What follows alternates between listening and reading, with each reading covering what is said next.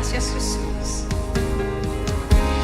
En mi vida ha sido tan... Hermanos, buenas noches. Nos encontramos reunidos una vez más para continuar con este estudio del libro de Esther. Pero antes de iniciar, quiero invitarlos a que inclinemos nuestro rostro para presentar una oración a nuestro Señor Dios Padre Todopoderoso. Inclinemos nuestros rostros.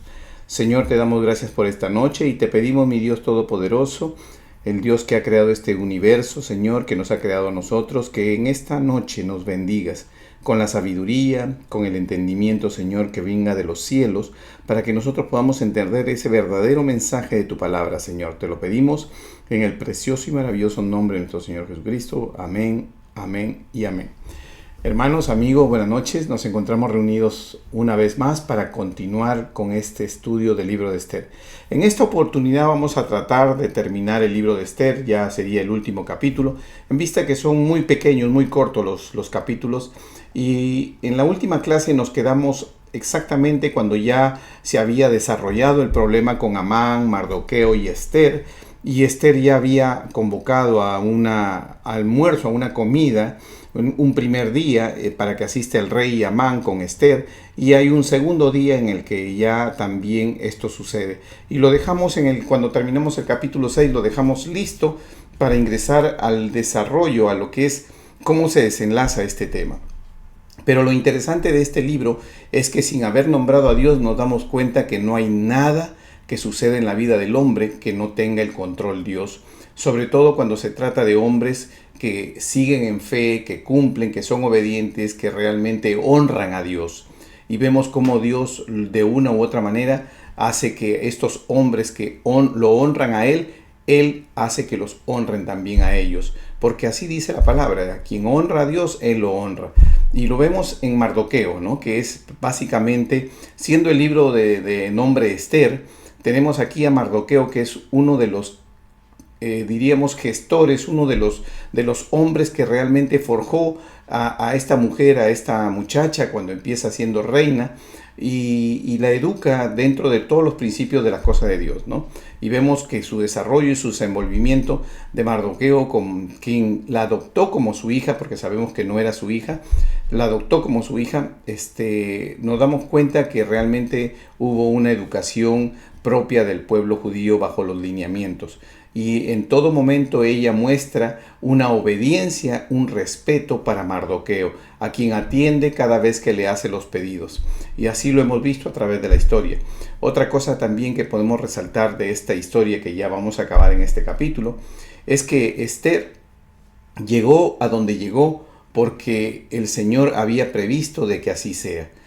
Y de igual manera podemos comparar la historia de Esther con la historia de José.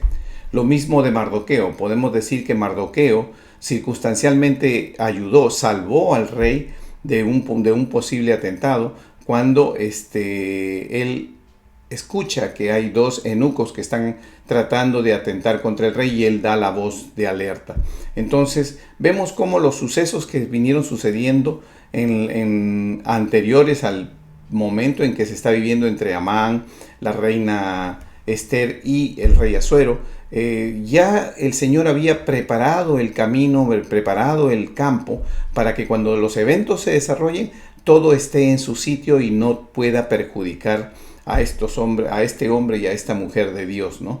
Entonces ahora vamos a ver el desenlace y nos vamos a dar cuenta cómo la mano de Dios nunca los soltó a ellos, cómo la mano de Dios los dirigió en todo momento. Y entonces los invito a que vayamos. Entonces el día de hoy vamos a iniciar lo que es el capítulo 7, 8, 9 y 10. Y la geografía, siempre estamos hablando de lo mismo. Estamos hablando de que estos eventos se desarrollan en la capital del Imperio Persa, en la ciudad de Susa, ¿no? Si bien es cierto, la implicancia de esta historia abarca 137 provincias del Imperio Persa, ¿no? También es cierto de que todo el eje central es en la capital de Susa, ¿no? Con repercusión a 137 provincias. Entonces los invito a que me acompañen al capítulo 7, ¿no? Versículo 1 de esta historia, para ver en cómo se desenlaza después de todos estos eventos que hemos hablado en la clase 1 y 2. Dice: Amán es ahorcado. Fue pues el rey con Amán al banquete de la reina Ester. Y en el segundo día, mientras bebían vino, dijo el rey a Ester: ¿Cuál es tu petición, reina Ester? Y te será concedida. ¿Cuál es tu demanda? Aunque sea la mitad del reino, te será otorgada. Entonces la reina Ester respondió y dijo: Oh rey, si he hallado gracia en tus ojos, y si al rey place, séame dada mi vida por mi petición y mi pueblo por mi demanda. Yo quiero que ustedes se detengan en este versículo número 3 y miren la manera en que Ester responde al rey. Entonces la reina Ester respondió y dijo: Oh rey, si he hallado gracia en tus ojos, y si al rey le place, séame dada mi vida por mi petición y mi pueblo por mi demanda. Tenemos aquí una manera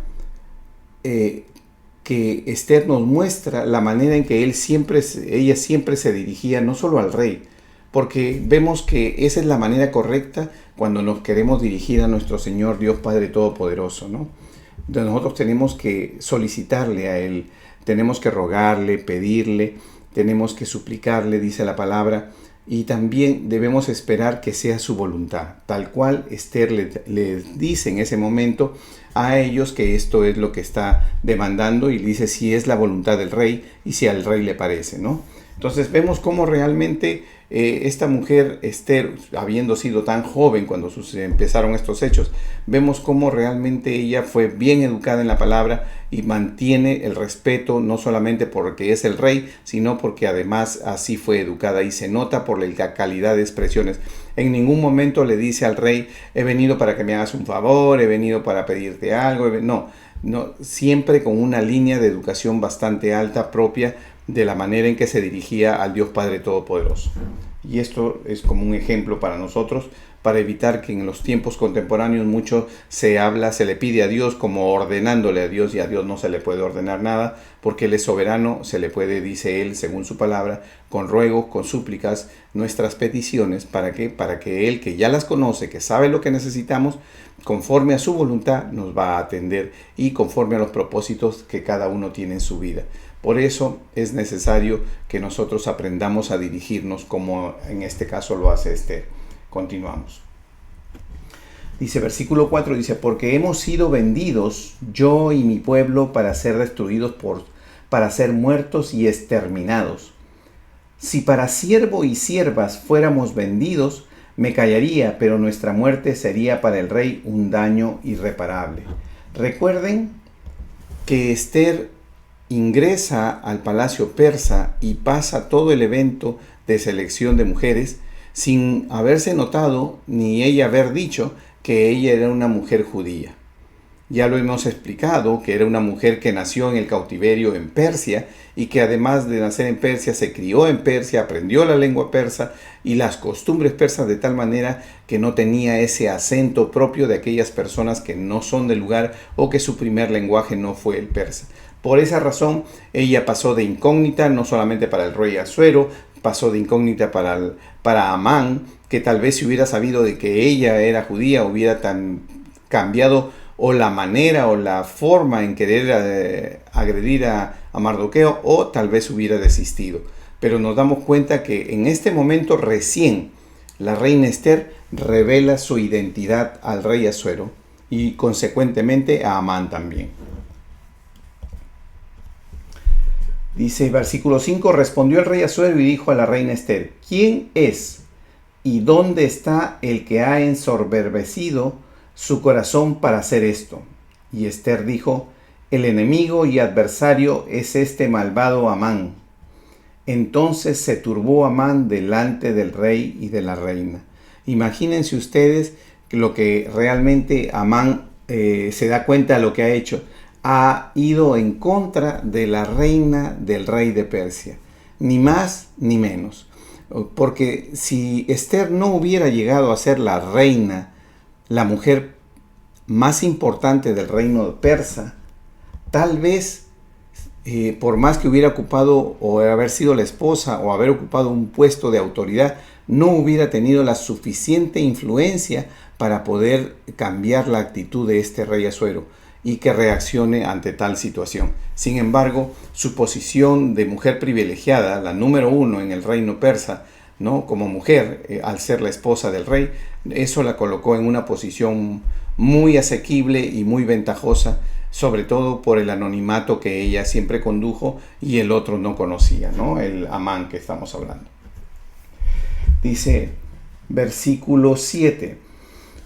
Luego el rey se levantó del banquete, encendido en ira, y se fue al huerto del palacio. Y se quedó Amán para suplicarle a la reina Ester por su vida, porque vio que estaba resuelto para él el mal de parte del rey. Recuerden que este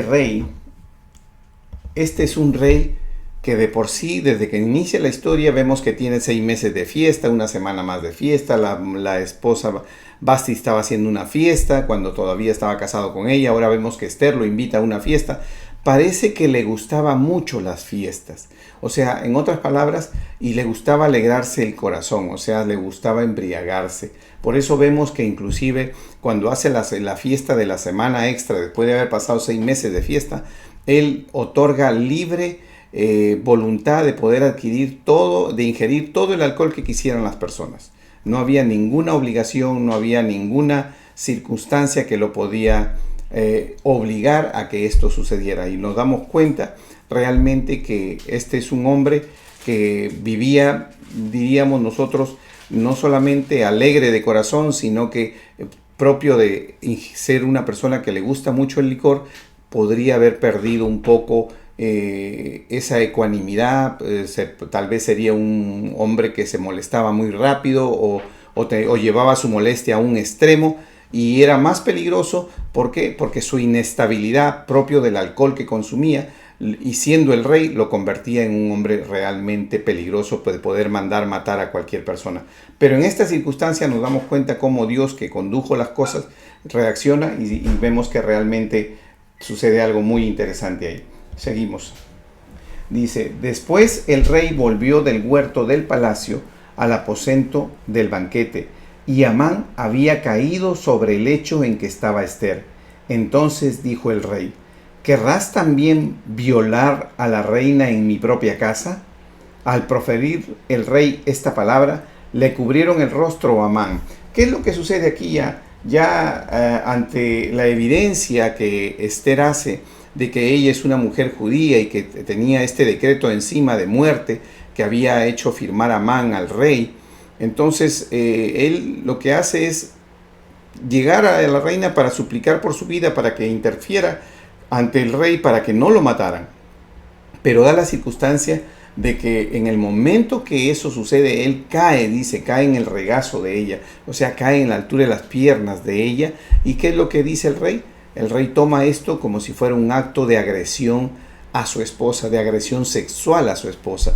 Y obviamente sabemos que este tipo de agresión sexual en ese tiempo era materia de una condenación a muerte, y es lo mismo que sucede. Apenas entra el rey en esa circunstancia, que obviamente Dios tenía el control, entonces vemos cómo el rey ordena inmediatamente que lo ejecuten a él, y a raíz de la sugerencia que vamos a leer que hace el eunuco que estaba con él, vamos a darnos cuenta que realmente lo que él preparó para Amán se vuelve en contra de él. Y esto es como un principio que Dios usa, ¿no? Que siempre en cuanto a lo que Dios dice es, deja para mí la venganza, deja para mí que cómo yo peleo la batalla, y él la pelea en su manera. Dios es soberano, Dios sabe cómo pelea la batalla, cómo pelea bajo esto, y nos damos cuenta que aquí él hace que toda esta maldad que tenía Amán en su corazón para con Ester, para con el pueblo de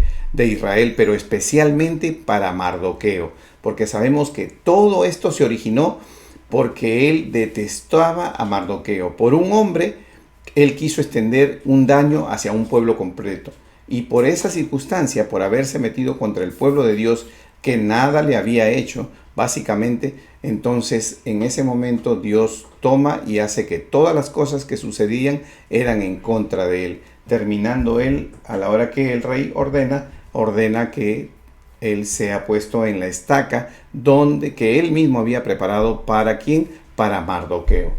Dice, versículo 9, dice, y dijo Arbona, uno de los eunucos que servían al rey, he aquí en casa de Amán la horca de 50 codos de altura que hizo Amán para Mardoqueo, el cual había hablado bien por el rey. Entonces el rey dijo, colgadlo en ella. ¿Se dan cuenta cómo este mal que él quiso hacer al final retrocedió y cayó sobre él mismo? Versículo 10 dice, así colgaron a Amán en la horca que él había hecho preparar para Mardoqueo, y se apaciguó la ira del rey. Y aquí vemos cómo realmente se soluciona un primer problema. ¿Por qué un primer problema? Porque sabemos que hay un decreto, y el imperio persa, los persas, los reyes persas, sin importar de qué época estemos hablando, siempre tenían por política, por costumbre, por hecho, que un decreto era irrevocable. Y no importa si era un decreto dado por este rey, si era un decreto dado por un rey anterior, también se respetaba. O sea, ningún rey revocaba, ni el propio, ni ningún otro podía revocar el decreto de otro rey. Eran decretos que tenían que cumplirse sí o sí, y tenían que respetarlos sí o sí. Entonces vemos aquí que en un primer momento Amán es muerto, ¿no? Pero el problema, porque ya se había mandado el edicto a las 137 provincias para que ese día, el mes 13, que es el primer mes del calendario judío, y el mes 12 del calendario persa, que se echó por suerte para escoger cuándo iba a ser el día que iban los persas matar a los israelitas, a los del pueblo de Dios. Entonces se echó en suerte, y esa suerte se llamó Pur, ¿no? De ahí es que después, posteriormente, a esta fiesta se le llama la fiesta del Purín. ¿Por qué? Porque ese día que cayó por suerte, que era el mes 12 para el imperio persa y el mes primero para el pueblo judío, tiene una connotación que está entrelazada con lo que viene a ser la liberación del pueblo en la Pascua. Recuerdan que hemos hablado sobre la liberación del pueblo de Egipto, y que eso fue 14 días después ellos tuvieron una Pascua. Entonces ahí nos vamos a dar cuenta que efectivamente que en el día 14, ¿no? Ellos tuvieron una Pascua, pintaron sus dinteles y fueron librados de la muerte. Igualmente vemos que un día antes, o sea el día 13 del mes, ellos por suerte, echados por los persas, entonces ellos eligen ese día para ir en contra del pueblo de Israel, y una vez más Dios libera el pueblo de Israel, y nos damos cuenta en la historia. Seguimos. Entonces, y vemos cómo ahí colgaron a Amán y se acaba. Entonces, capítulo 8 dice, el decreto de Asuero a favor de los judíos. El mismo día, el rey Asuero dio a la reina Esther la casa de Amán, enemigo de los judíos, y Mardoqueo vino delante del rey, porque Esther le declaró lo que él era respecto a ella. O sea, en este momento, después de que ya se han sucedido los hechos, lo primero que se revela por boca de Esther es que ella era judía. Y después de que ha pasado el evento y Amán ya ha sido muerto, Esther revela que Mardoqueo, o sea, tiene una relación familiar con ella, ¿no? Considerándolo como su padre, y que es también un judío. Y esto ya es revelado al rey en forma directa por ellos. Entonces vemos aquí, dice, y se quitó el rey el anillo que recogió de Amán y lo dio a Mardoqueo. Y Esther puso a Mardoqueo sobre la casa de Amán. ¿Qué quiere decir? Que todo lo que tenía Amán, toda la administración que tenía Amán, se la entregaron a Mardoqueo. Dice, versículo 3, dice del capítulo 8, volvió luego Esther a hablar delante del rey y se echó a sus pies llorando y rogándole que hiciese nula la maldad de Amán Agageo y su designio que había tramado contra los judíos. Pero ya vamos a ver ahora en la historia que efectivamente esto no va a ser posible. No va a ser posible retroceder, pero sí es posible emitir un segundo decreto. ¿Para qué? Para redireccionar o normar otra cosa, pero no retroceder. Entonces vemos aquí cómo sabiamente este rey persa decide solucionar el problema, ¿no? Entonces dice, Versículo 4. Entonces el rey extendió a Ester, dice, versículo 3, perdón. Volvió luego Ester a hablar delante del rey y se echó a sus pies llorando, rogándole que hiciese nula la maldad de Amán, Agageo, y su designio de que había tramado contra los judíos de matar al pueblo. Entonces el rey extendió a Ester el cetro de oro, y Ester se levantó y se puso en pie delante del rey. Y dijo, si place al rey, si he hallado gracia delante de él, si le parece acertado al rey, y yo soy agradable a sus ojos, porque se dé orden escrita para revocar las cartas que autorizan la trama de Amán, hijo de Amedata Agageo, que escribió para destruir a los judíos que están en todas las provincias del rey. Versículo 6. Porque ¿cómo podré yo ver el mal que alcanzará a mi pueblo? ¿Cómo podré yo ver la destrucción de mi nación? Y esta es la pregunta que se hace, ¿no? El escritor aquí. También hay que notar que no tenemos un escritor identificado en el libro de Ester. Pues se dice algunos que han hecho los estudios, opinan, o sea, no tienen la certeza de que puede haber sido Mardoqueo el que escribió. Otros sustentan que puede haber sido Esdras o puede haber sido Nehemías. Recuerden que el libro de Ester está en medio entre lo que es el libro de Esdras y el libro de Nehemías. Entonces, no se tiene tampoco conocido fehacientemente quién es el que realmente escribió este libro. Dice, versículo 7. Y el rey Asuero dice a la reina Ester y a Mardoqueo el judío, he aquí yo he dado a Ester la casa de Amán, y en él han colgado en la horca por cuanto extendió su mano contra los judíos. Ya vemos que hasta el momento, entonces, el hombre malo es eliminado, pero el decreto que iba contra la vida de los judíos no había sido abolido porque no podía ser abolido. Entonces, ¿qué hace este rey? Dice, escribí pues vosotros a los judíos como bien os pareciere en nombre del rey, y sellado con el anillo del rey, porque un edicto que se escribe en nombre del rey y se sella con el anillo del rey no puede ser revocado. Ya hemos hecho saltar eso. Entonces fueron llamados los escribanos del rey en el mes tercero, que es Sivan, a los 23 días de ese mes, y se escribió conforme a todo lo que mandó Mardoqueo a los judíos y a los sátrapas y a los capitanes. Y los príncipes de las provincias que había desde la India hasta el pueblo, hasta Etiopía, 127 provincias había. Y cada provincia según su escritura, a cada pueblo conforme a su lengua, a los judíos también conforme a su escritura y lengua. Versículo 10. Y escribió en nombre del rey Asuero, y lo selló con el anillo del rey, y envió cartas por medio de correos montados en caballos, que estaban en todas las ciudades para que se reuniesen y estuviesen a la defensa de su vida, pronto a destruir y matar y acabar con toda fuerza armada del pueblo o provincia que viniese contra ellos, y aún sus niños y mujeres, y apoderarse de sus bienes, en un mismo día, en todas las provincias del rey Asuero, en el día 13 del mes 12º, que el mes arda. ¿Se dan cuenta ustedes cómo realmente aquí ya la historia comienza a tornarse ya más llevadera para lo que era Raquel y Mardoqueo? Ya ellos han eliminado, ya han conversado con el rey para que se emita un nuevo decreto, un decreto que realmente permita a los judíos afrontar este mal, porque este mal que ya estaba hecho no podía ser retirado.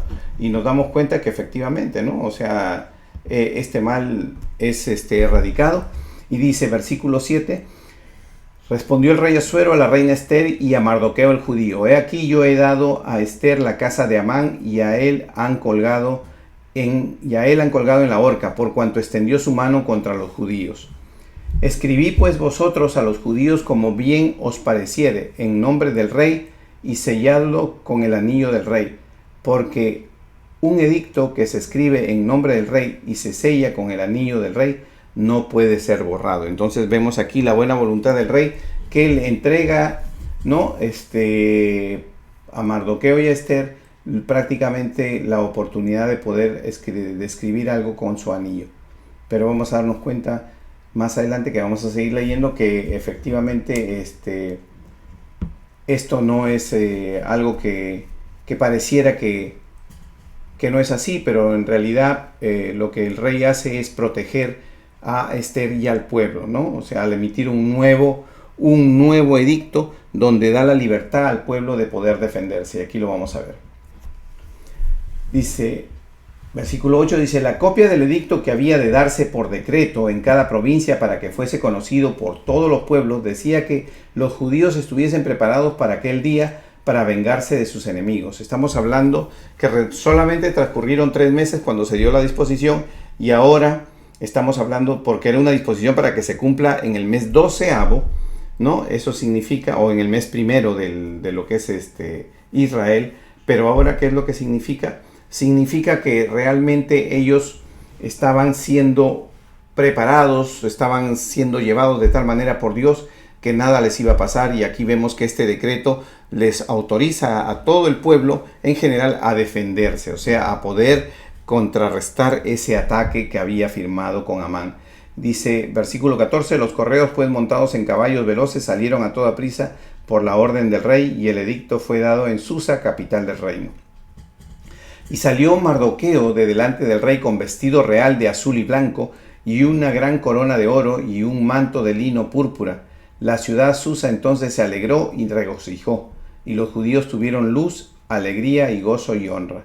Se dan cuenta cómo realmente al final la primera honra que le hace el rey a Mardoqueo y lo manda a Amán, que sea el hombre que declare que así se honra al rey, ¿no? Entonces nos damos cuenta que al final Dios le concede esa oportunidad a Mardoqueo de volver a vestir ya las ropas en forma permanente, porque pasa a ser parte integrante de lo que es la administración de los reyes de Persia, ¿no? Como parte de la administración de los reyes, el hombre de confianza. Entonces vemos cómo Dios tiene el control absolutamente de todo. Aquí en ningún momento vemos que Dios haya perdido el control. Muy por el contrario, diríamos que exactamente paso a paso Dios fue guiando a Esther y a Mardoqueo, y como Él conoce todas las cosas, las pasadas, las presentes y las que vendrán, Él ya sabía lo que iba a suceder. Entonces, ¿qué es lo que Él hace?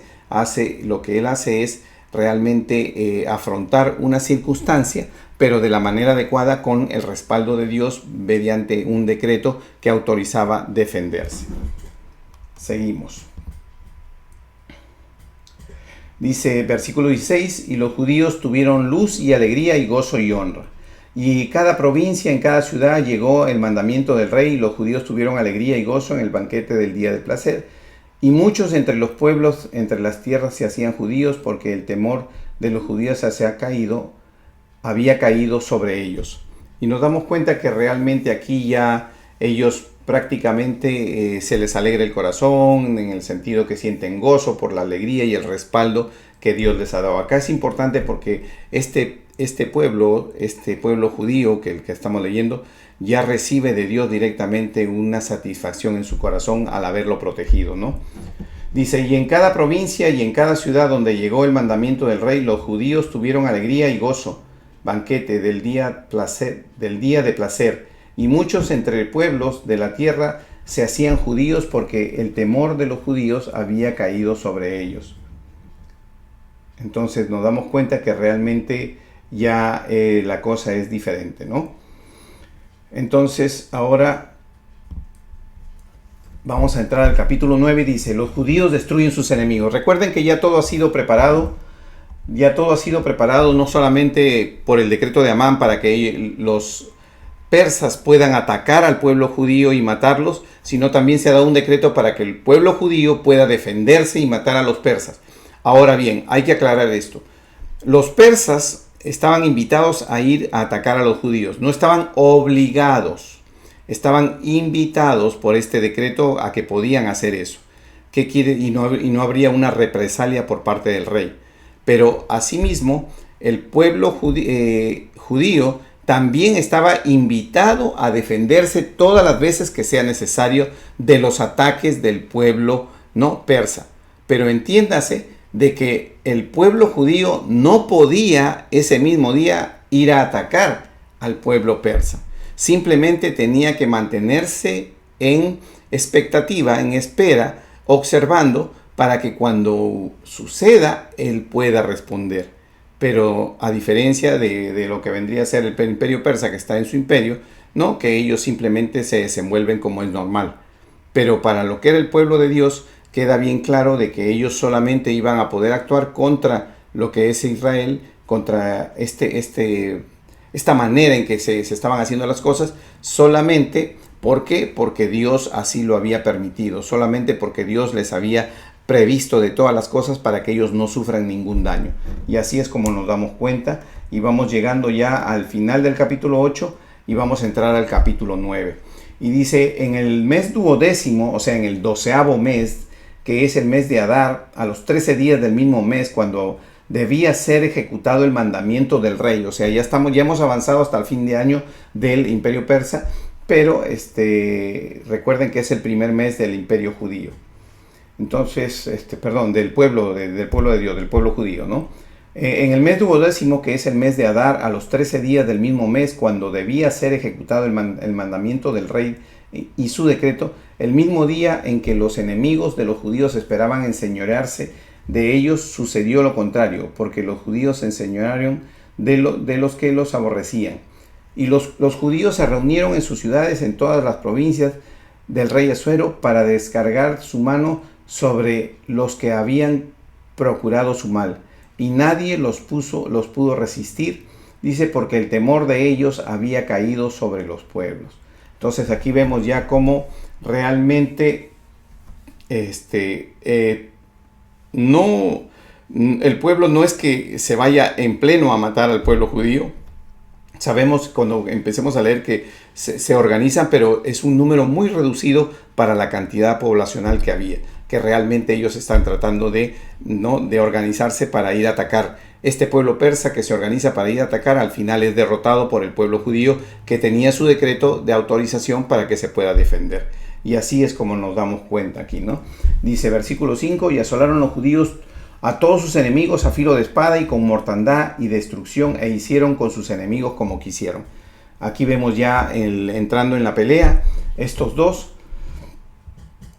el pueblo persa que quiso tomar por válido el decreto de Amán, y el pueblo judío que quiso tomar por válido lo que vendría a ser lo del pueblo de Dios, ¿no? O sea, el pueblo de Dios tomaba por cierto y por hecho lo que Dios había hecho con ellos al autorizarlo, a permitir que el rey los autorice a que vayan a la pelea, ¿no? Dice después, versículo 3, dice, y todos los príncipes de la provincia, los sátrapas, los capitanes y oficiales del rey apoyaban a los judíos porque el temor de Mardoqueo había caído sobre ellos. Entonces dice versículo 4, pues Mardoqueo era grande en la casa del rey y su fama iba por todas las provincias. Mardoqueo iba engrandeciéndose más y más. Como ustedes ven, nos podemos dar cuenta, realmente ya aquí Mardoqueo comienza a tomar un papel tan importante, prácticamente reemplaza a Amán en ese sentido, no por amistad, sino como un servidor directo de Dios por la lealtad que ya le había mostrado anteriormente. De Nabucodonosor confía en él, entonces lo hace parte ya de su corte. El rey de Persa lo hace parte ya de su corte, ¿no? Entonces ya él ya se integra al palacio en la ciudad de Susa. Entonces él ya inmediatamente puede desempeñarse y se desempeña como una autoridad, como un gobernador, como un sátrapa. Ahí lo vemos a él ya como una autoridad muy cercana al rey Asuero. Entonces dice, versículo 6, en Susa, capital del reino, mataron y destruyeron a 500 hombres. Versículo 7 dice, mataron entonces a Parsandata, Dalfón, Aspata, Porata, Adalía, Aridata, Parmasta, Arisai, Ardiai, Baisata. Se dan cuenta, aquí nos da los nombres, 10 hijos de Amán, hijo de Amedata, enemigo de los judíos, pero no tocaron sus bienes. O sea, y aquí también en esta represalia, para aquellos que vienen a atacarlos y ellos están autorizados a defenderse, matan entre los que hemos nombrado a los 10 hijos de Amán. También son muertos. O sea, obviamente, como su padre había muerto producto de este conflicto, los hijos tal vez trataron de vengarse yendo a tratar de matar, pero al final resultó ser al contrario, ellos murieron, ¿no? Entonces nos vamos dando cuenta que realmente ya era un evento diferente, ¿no? Un evento que que marcó la diferencia entre el pueblo de Israel y el pueblo persa. Y puso muy en alto a Mardoqueo, ¿no? Podríamos también decir que Mardoqueo llegó a un puesto de confianza donde se le permitió ya ayudar a todo el pueblo judío. Y así es como nos damos cuenta. Vamos a seguir. Entonces dice acá, versículo 11, el mismo día se le dio cuenta al rey acerca del número de los muertos en Susa, en la residencia real. Ya sabemos, lo acabamos de leer. Entonces van y le dan cuenta de ese número al rey. Y dijo el rey a la reina Esther, en Susa, capital del reino de los judíos, han matado a 500 hombres y a 10 hijos de Amán. ¿Qué habrá hecho en las otras provincias del rey? ¿Cuál es tu petición? Y te será concedida. ¿O qué más es tu demanda? Será hecha. Y respondió Esther, si place al rey, concédame también mañana a los judíos en Susa que hagan conforme a la ley de hoy, que cuelguen en la horca a los 10 hijos de Amán. Y mandó el rey que se hiciese así, y se dio la orden en Susa, y colgaron a los 10 hijos de Amán. ¿Qué es lo que nos está diciendo acá? Primero hay que tomar en cuenta de que cuando piden para colgar a los 10 hijos de Amán, ya los hijos de Amán han muerto en el enfrentamiento.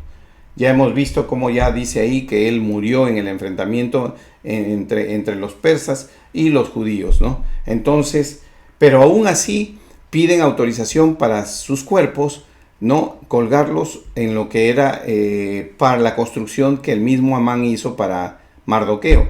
Y vemos cómo realmente son autorizados, y eso lleva un mensaje al pueblo de Dios y un mensaje al pueblo persa. Al pueblo persa le lleva el mensaje de decir, no te metas con el pueblo de Dios, porque está bajo el cuidado y la dirección del propio Dios. Y también, ¿no? Al mismo tiempo le lleva un mensaje al pueblo de Persa, porque le está diciendo el pueblo de Persa, le está diciendo el pueblo de Dios, el pueblo judío, tiene un Dios todopoderoso en el cual ejerce autoridad y los protege y los libra del mal. Entonces vemos aquí ya cómo se va formando prácticamente todas las ideas y todas las cosas juntas y cómo trabaja ya. Dice...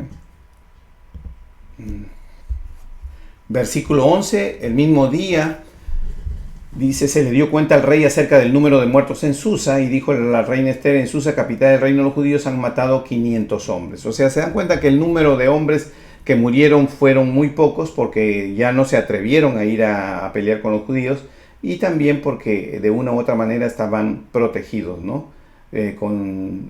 Estaban ellos bajo lo que es la protección de Dios. Y respondió Esther, dice versículo 3, y respondió Esther, si place al rey, concédase también mañana a los judíos en Susa que hagan conforme a la ley de hoy, y que cuelguen en la horca a los 10 hijos de Amán. Y mandó el rey que se hiciese así, y se dio la orden en Susa, y colgaron a los 10 hijos de Amán. Pero recuerden que ya los hijos de Amán ya habían muerto en el enfrentamiento que se había suscitado. Dice, y los judíos que estaban en Susa se juntaron también al 14 del mes Adar, y mataron en Susa a 300 hombres, pero no tocaron sus bienes. Entonces aquí vemos ya cómo nace esta fiesta de Purim, ¿no? A raíz de ella, y sabemos que su raíz es el Pur, y el Pur significa la suerte. ¿Por qué? Porque los persas que usaron este Pur para decidir cuándo sería el día que iban a ir en comisión de guerra para matar al pueblo judío, y salió justo coincidente con la Pascua, con la liberación, y acá también tenemos otra figura de liberación.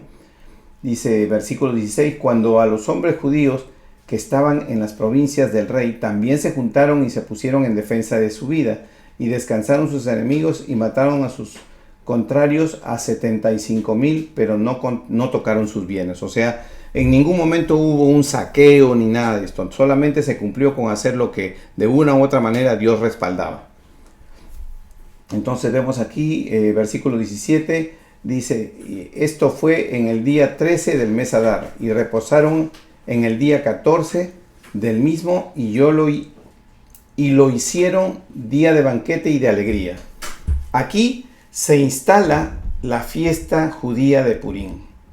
Ya sabemos que hay una fiesta judía de Purim que el pueblo judío celebra, e inclusive hace galletas como representación de Amán, Y vemos cómo el pueblo realmente convierte este evento importante en la liberación de su trayectoria, pero lo convierte como un hecho importante para conmemorar que Dios realmente los respaldó. Sin haber mencionado el nombre de Dios, que Dios realmente los respaldó y que nunca fueron dejados de lado, ¿no? Y que la sabiduría puesta en ellos, todo eso fue muy bueno para él. Entonces seguimos.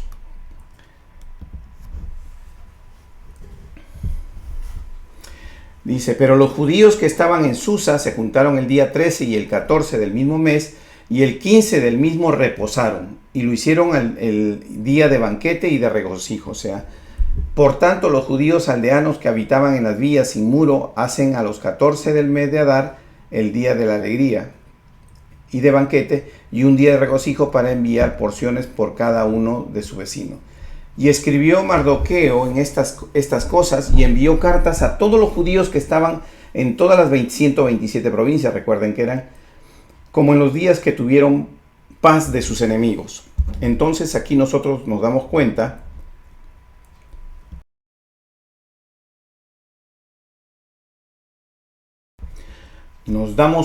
realmente, dice versículo 21, ordenándoles que celebrasen el día 14º del mes de Adar y el 15º del mismo cada año como días en los que los judíos tuvieron paz de sus enemigos, como el mes de tristeza se les cambió en alegría. Este fue el día en que su baile se convirtió en alegría, su tristeza se convirtió en alegría. Y de luto en día bueno. ¿Por qué de luto? Porque prácticamente iban a ser aniquilados. Dice, ¿no? Y que los hiciese días de banquete y de gozo, para enviar porciones a cada uno a su vecino y dádivas a los pobres. Y los judíos aceptaron hacer según comenzando lo que les escribió Mardoqueo, porque Amán, hijo de Amedata, Agageo, enemigo de todos los judíos, habían ideado contra los judíos un plan para destruirlos, y había echado el pur, que quiere decir suerte, para consumirlos y acabar con ellos. Observen ustedes cómo realmente esta es una fiesta. Y es un buen momento para detenernos acá y examinar este tipo de fiesta, ¿no? Esta es una fiesta tradicional judía que tiene que ver con la liberación del pueblo de Israel, el pueblo judío, de la liberación de las manos de Amán, la muerte que Amán había gestionado, ¿no? Y justo hay un paralelo con la liberación del pueblo de Egipto, y aquí la liberación que hace también Mardoqueo, ¿no? Prácticamente coinciden en las fechas también. Sin embargo, sabemos que la fiesta de Purim, que como la suele llamar el pueblo de Dios, es una fiesta meramente tradicional que está incluida en la palabra de Dios, y que sabemos que todo el pueblo judío de año tras año la ha venido celebrando después que fue instituida. Entonces, es esta la manera en que nosotros tenemos que apreciar cómo se hacen las cosas, ¿no? Y así nace una fiesta más. Y a veces cuando las personas dicen vamos a celebrar este evento, vamos a celebrar otro evento, hay ciertas posiciones que dicen no, porque eso no es bíblico. ¿Y qué es lo que quieren decir? Solo hay 7 fiestas que Dios impuso. Sí, Dios dio en la Biblia solo 7 fiestas.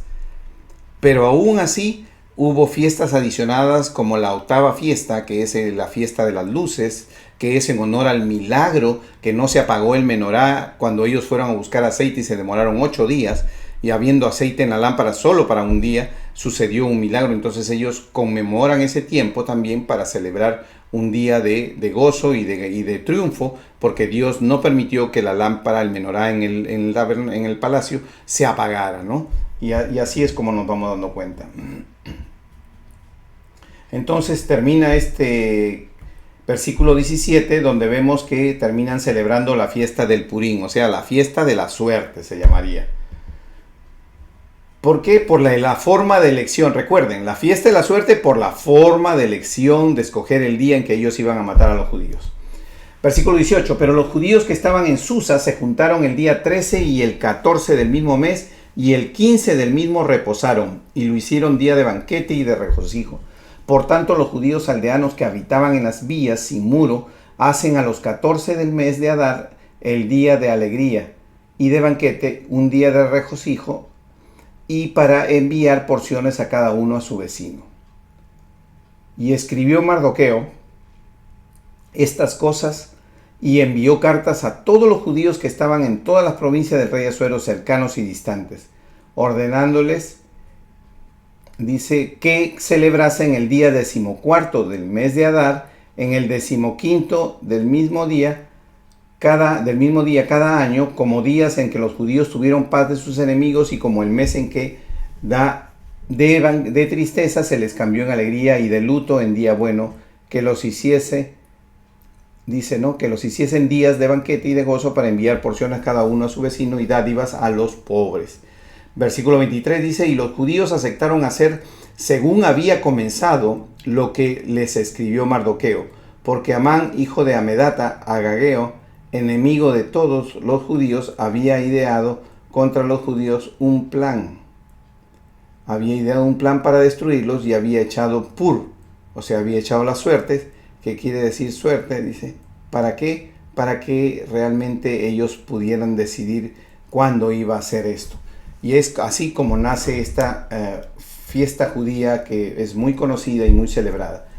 25 dice, mas cuando Ester vino a la presencia del rey, él ordenó por carta que el perverso designio de aquel trazo contra los judíos recayera sobre su cabeza y que colmara él y a sus hijos y que colgara a él y a sus hijos en la horca. Por esto llamaron estos días Purim por el nombre Pur, y debido a las palabras fueron enviadas cartas a todos los judíos a las 127 provincias del rey, dice, ¿no? Asuero con paz y eternidad. Dice, ¿no? Entonces nos vamos dando cuenta aquí realmente que ya todo está comenzando a tomar ya un nuevo rumbo, una nueva manera, una nueva forma, ¿no? Entonces dice, por eso llamaron estos días Purim, por el nombre de Pur, y debido a estas palabras, esta carta, y por lo que ellos vieron sobre esto, y lo que llevó a su conocimiento, los judíos establecieron, tomaron sobre sí, sobre su descendencia, y sobre todos los allegados a ellos, que no dejarían de celebrar estos 2 días, según está escrito, tocante a ellos. Y efectivamente así es, ellos no dejan de celebrar esta fiesta, conforme a su tiempo cada año, y que estos días serían recordados y celebrados por todas las generaciones, familias, provincias, y ciudades, que estos días de Purim no dejarán de ser guardados por los judíos y que su descendencia jamás dejaría de recordarlos. Y la reina Ester, hija de Abijail, y Mardoqueo, el judío, suscribieron con planta la autoridad, dice, de esta segunda carta referente a Purim. Y fueron enviadas las cartas a todos los judíos a las 127 provincias del rey Asuero con palabras de paz y de verdad, para confirmar estos días de Purim en sus tiempos señalados, según les había ordenado Mardoqueo, que dice el judío y la reina Ester, y según ellos habían tomado sobre sí y sobre su descendencia para conmemorar el fin de los ayunos y el clamor. Se dan cuenta, dice, y el mandamiento de Ester confirmó estas celebraciones acerca del Purim, y esto fue registrado en el libro. Aquí ya vemos cómo termina este capítulo 9 y nos termina dando ya una ilustración completa de lo que pasó.